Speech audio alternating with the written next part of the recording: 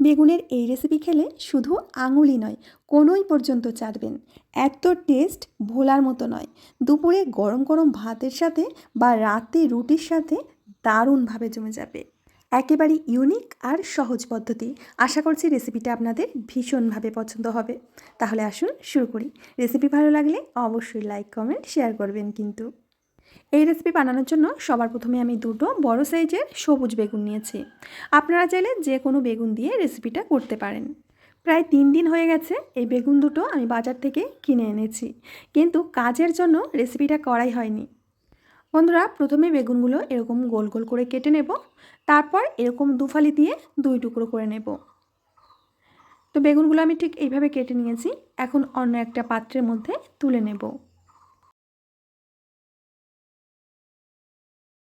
এখন এর মধ্যে দিয়ে দেব হাফ চামচ মতো লবণ, আর দিয়ে দেব 1 গ্লাস মতো জল।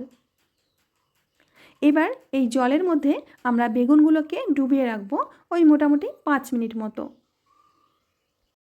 5 মিনিট পর আমি জল থেকে বেগুনগুলো তুলে নিচ্ছি। এইভাবে বেগুনগুলোকে লবণ জলে চুবিয়ে রাখলে তাহলে আর বেগুনে মুখ চুলকাবে না, আর ভাজবার সময় তেলও কম টানবে। এবার দিয়ে দেব হাফ চামচ মতো লবণ, আর সাথে দিয়ে দেবো হাফ চামচ মতো হলুদ। এবার হলুদ লবণটাকে ভালো করে বেগুনের গায়ে লাগিয়ে নেব। এবার রান্নার জন্য একটা ফ্রাইং প্যানে দিয়ে দিচ্ছি সর্ষের তেল। তেলটাকে ভালো করে গরম করে নিয়ে একে একে কাটা বেগুনগুলো দিয়ে দেব। গ্যাসের ফ্লেমটাকে হাইতে রেখে বেগুনগুলো লাল করে ভেজে নিতে হবে। একটা পাশ ভাজা হয়ে গেলে এখন বেগুনগুলোকে উল্টে দিতে হবে। বন্ধুরা, তোমরা দেখতেই পাচ্ছ বেগুনগুলো একেবারে লাল লাল করে ভেজে নিয়েছি। বেগুন ভাজা হয়ে গেছে। এখন একটা থালার মধ্যে লাল করে বেগুন ভাজা আর সাথে থাকবে শুকনো লঙ্কা পোড়া। খেতে কিন্তু দারুণ লাগে, আমার তো ভীষণ ভালো লাগে। তোমরা কে কে ভালো খাও লঙ্কা পোড়া আর বেগুন ভাজা, অবশ্যই কমেন্টে জানাবে। যতক্ষণ বাকি বেগুনগুলো ভাজা হচ্ছে ততক্ষণ একটা মশলা তৈরি করব। এর জন্য 6 থেকে 7টা কাজু আর 1 প্যাকেট মতো পোস্ত। এবার সামান্য জল দিয়ে কাজু আর পোস্তর সুন্দর একটা পেস্ট তৈরি করতে হবে। তোমাদের আমি দেখিয়ে দিচ্ছি, পেস্টটা ঠিক এরকমই হবে। একটা বাটির মধ্যে নিয়ে নেব। এবার ওই মিক্সিং জারের মধ্যে নিয়ে নেব কয়েক টুকরো আদা, 4টি কাঁচা লঙ্কা আর বড় সাইজের একটা টমেটো। এখন সামান্য জল দিয়ে এগুলোর একটা সুন্দর পেস্ট তৈরি করতে হবে। এবার রান্নার জন্য কড়াইতে দিয়ে দেব সর্ষের তেল। পরিমাণ মতো তেল দিয়ে তার মধ্যে দিয়ে দেব কালো জিরে ফোড়ন। ফোড়নটা একটু ভেজে নিতে হবে। প্রথমেই দিয়ে দেব আদা আর টমেটোর পেস্টটা। এবার আদা আর টমেটোর কাঁচা গন্ধ চলে যাওয়া পর্যন্ত খুব সুন্দর করে কষে নিতে হবে। এর মধ্যে দিয়ে দেব স্বাদ মতো লবণ, দিয়ে দেব পরিমাণ মতো হলুদ। আবারও ভালো করে নাড়াচাড়া করে কষে নিতে হবে।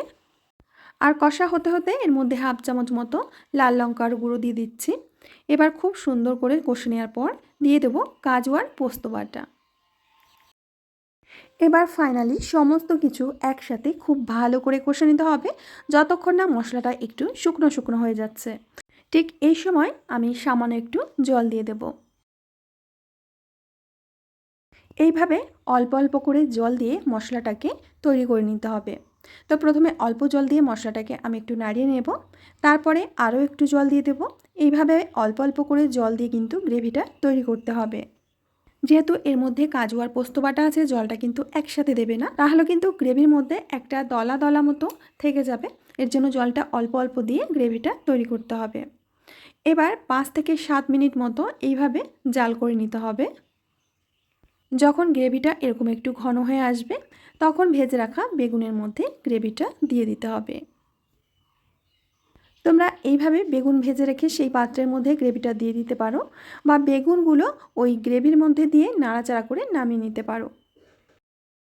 আমি অর্ধেকটা মতো এইভাবে প্লেটে নামিয়েছি আর অর্ধেকটা মতো গ্রেভিতে নাড়াচাড়া করে নামিয়েছি।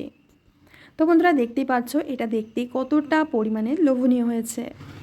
এটা কিন্তু আমরা দুপুরবেলা গরম গরম ভাতের সাথে পরিবেশন করেছিলাম, খেতে দারুণ লেগেছিল। আর গ্রেভিটাও হয়েছিল একেবারে পারফেক্ট। বন্ধুরা, আশা করছি আজকের বেগুনের রেসিপিটা তোমাদের অনেক পছন্দ হয়েছে। পছন্দ হলে প্লিজ লাইক, কমেন্ট, শেয়ার করবেন। আমি আজ এখানে বিদায় নেব, আবার আসবো নতুন রেসিপি নিয়ে। ততক্ষণের জন্য সবাই ভালো থাকবেন, সুস্থ থাকবেন।